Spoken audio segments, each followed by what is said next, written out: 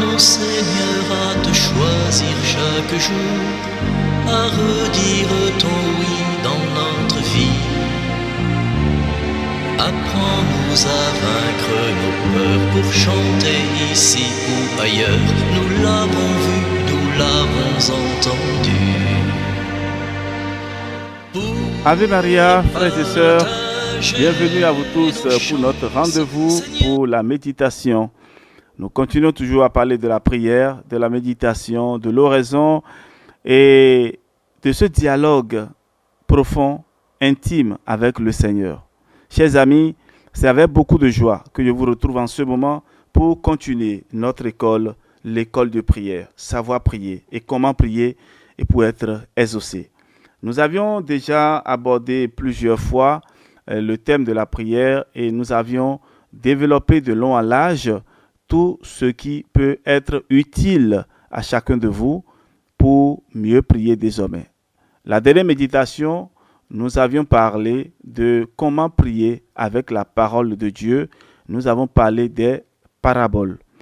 Et comme promis, aujourd'hui, je voudrais donner quelques conseils sur comment prier avec les psaumes. D'abord, frères et sœurs, vous devez comprendre que le style des psaumes peut vous surprendre. Vous allez trouver des expressions que vous ne comprendrez peut-être pas tout de suite. Les personnages, les événements, les lieux auxquels il est fait référence ne nous sont pas familiers. Alors, quelques idées pour choisir un psaume. Il suffit donc d'ouvrir votre Bible. Ici, moi, j'ai la Bible de Jérusalem et je voudrais partager avec vous quelques psaumes aujourd'hui. Alors, les numérotations que je vais donner, c'est le premier chiffre que vous voyez. C'est le premier numéro que vous voyez. Maintenant, entre parenthèses, vous allez voir que la première numérotation, -1, donne ce qui est entre parenthèses. C'est-à-dire, pour se retrouver, c'est ce qui est supérieur. D'accord? C'est ce qui est supérieur que vous allez considérer. Alors, je prends le psaume 28, qui est un psaume pour louer Dieu et lui rendre grâce. Donc, je vais donner quelques exemples et puis je vais choisir quelques psaumes que je vais lire avec vous. Alors, pour louer Dieu et lui rendre grâce, vous pouvez prendre les psaumes suivants. Psaume 28, 92, 98 et 150.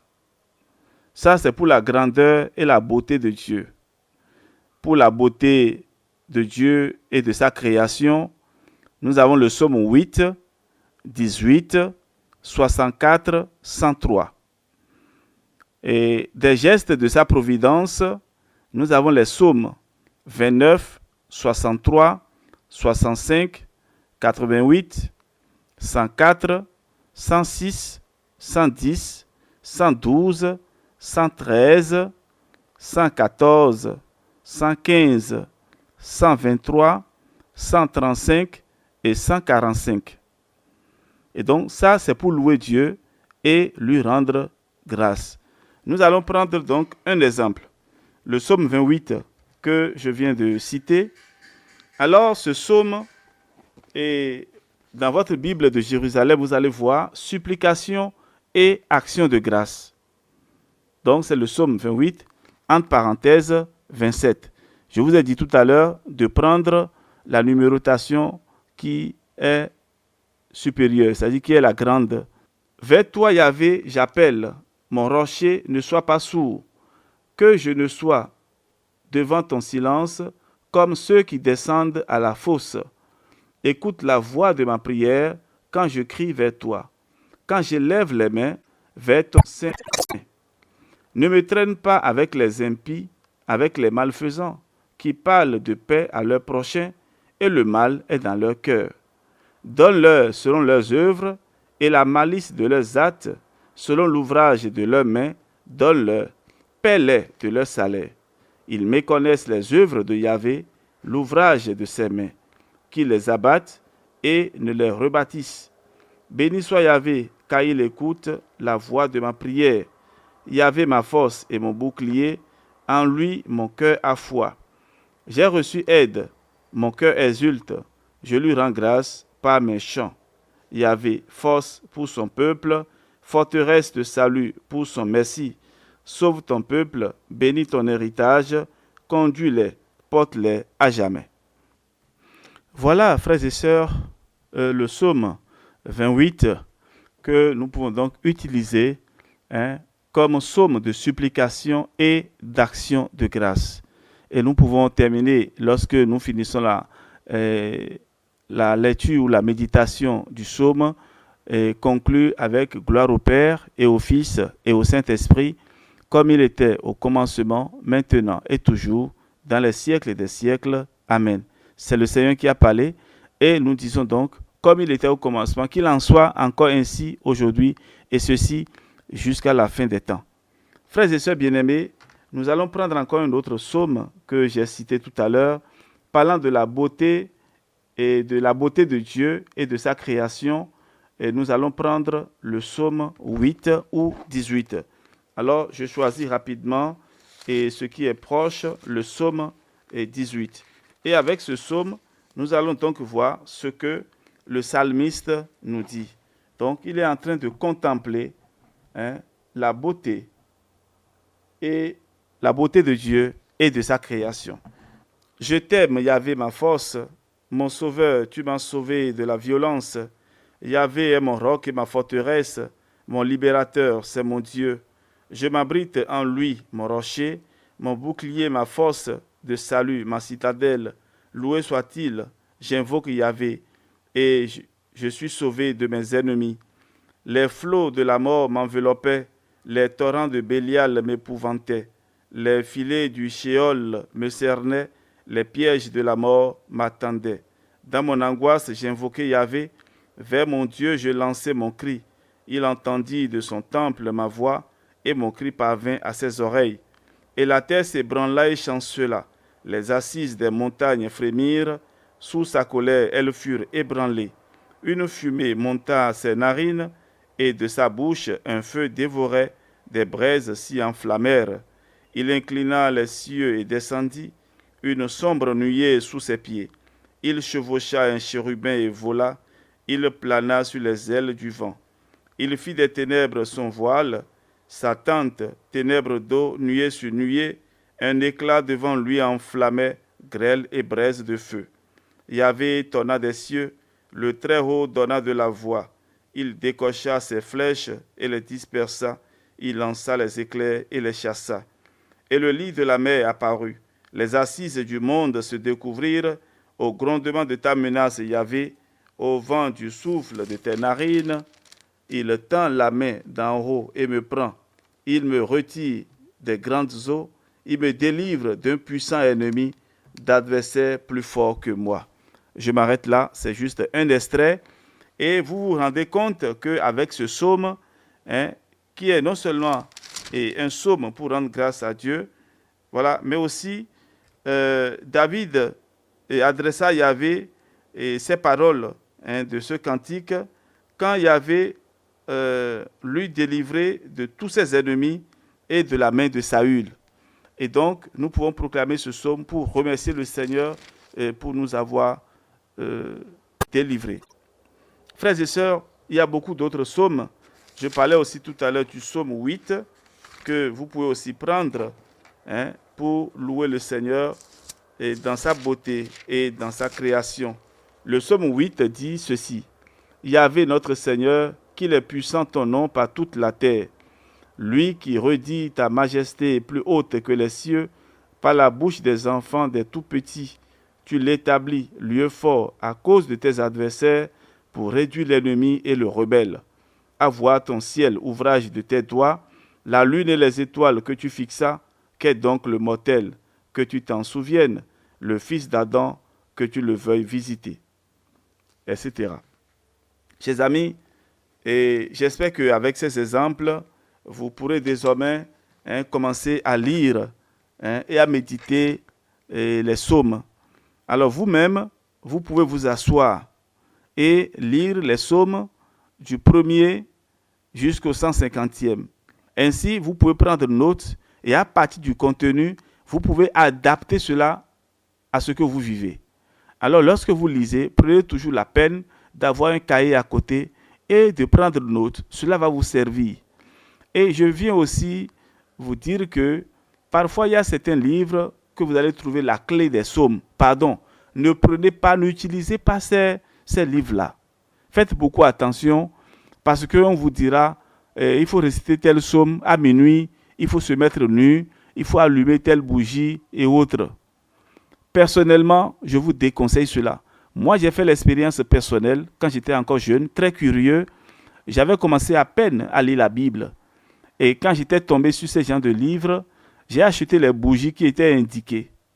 Et quand j'ai commencé à prier, il y a eu une présence dans la chambre. Je sentais que je n'étais plus seul. Mais comment expliquer cela? Je n'y arrivais pas. À un moment donné, il y avait la chaleur, une grande chaleur qui était... J'ai commencé à transpirer comme si je venais de faire un grand travail physique. Frères et sœurs, pendant 3 jours, j'étais resté dans l'émotion. Je ne sais pas ce qui s'est passé, mais je vous en prie, n'essayez pas ce genre de choses. On vous dirait, il faut prendre de l'eau, il faut faire ceci, il faut allumer telle bougie, si c'est bougie blanche, bougie bleue ou bougie rouge. Quand vous avez des doutes sur ces choses-là, allez voir un prêtre, qu'il vous explique ce que le livre dit. Et il faut toujours lire les livres recommandés. Aujourd'hui, vous voyez même sur Internet, il y a beaucoup de prières qui sont proposées, beaucoup de choses qui sont proposées. Tout n'est pas catholique. Tout n'est pas catholique et il faut faire aussi beaucoup attention.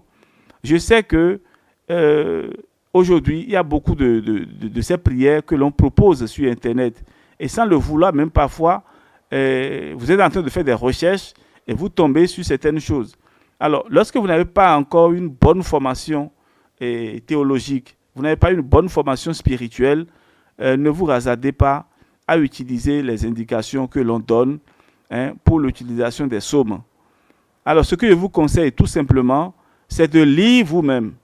Prenez le temps de lire et de prendre note et cela va vous aider à comprendre quel est le contenu. Qu'est-ce que le psalmiste est en train de dire? Et maintenant, vous allez l'adapter maintenant à votre situation. Parce qu'à courir derrière ces soi-disant livres miraculeux ou des livres magiques, vous allez faire et signer des pactes avec le diable. Parce que parfois, on vous propose de prononcer certains mots. Mais est-ce que toi, tu connais ce que ça signifie? Peut-être que ces invocations-là, c'est le nom d'un ange rebelle. C'est le nom d'un démon. Et quand tu prononces ces mots-là, alors tu vas transformer toute la parole de Dieu là en une autre parole. Le psaume que tu es en train de lire là, tu vas transformer le contenu en un autre contenu et ce qui va t'arriver, ce n'est pas ce que Dieu voulait pour toi. Dieu ne peut pas faire du mal à son enfant.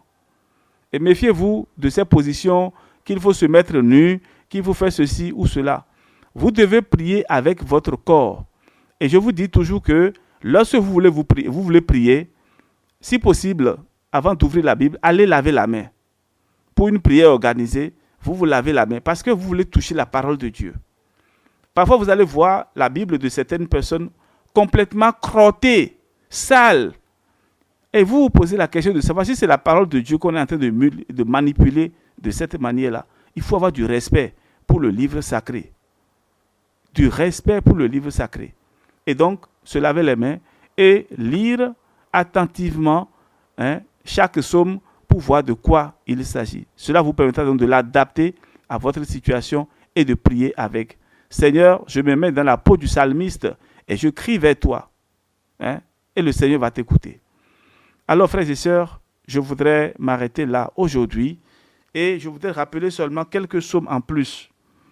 Alors, pour chanter l'Église comme mère universelle, vous allez lire le psaume 44 et le psaume 86.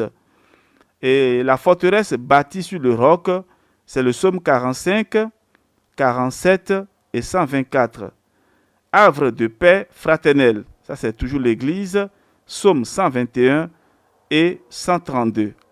Voilà, le psaume 121 par exemple, c'est un psaume que vous pouvez chanter, vous pouvez connaître cela en mémoire. Je lève les yeux vers les montagnes, d'où me viendra le secours. Le secours me viendra de Yahvé qui a fait le ciel et la terre. Alors, c'est le psaume 121, ça. Et vous allez chercher le reste petit à petit. Et j'espère, si le temps le permet, revenir encore pour citer encore quelques psaumes. Mais il est bien, comme je l'ai dit, que chacun de vous ait sa Bible et que petit à petit, vous commencez à lire pour découvrir toute la profondeur et la richesse de ces psaumes. Que le Seigneur vous bénisse et vous protège au nom du Père et du Fils et du Saint-Esprit. Amen. On se retrouve demain pour la suite de nos méditations.